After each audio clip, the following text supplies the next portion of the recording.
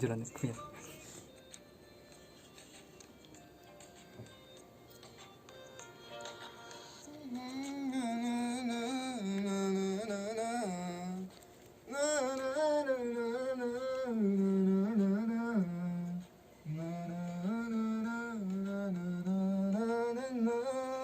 मोनगोना जोंना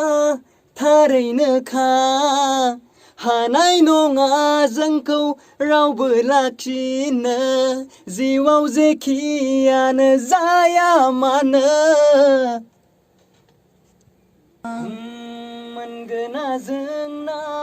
थारैनो खा Karbi Anglong district Langhin Pandugaon EVERGREEN studio recording खालामफैदों बिथांमोना जाहैबाय singer आरो actor and all are artist singer also there and they are recording in the EVERGREEN studio आरो recently नैबेखौ album खालामनानै release खालामगोन नोंथांमोना खोनानो मोनगोन नुनो मोनगोन बिराद hit जाखादों गाना नोंथांमोना नुनो मोनगोन Lazi kangsei sanana yang lazi kangsei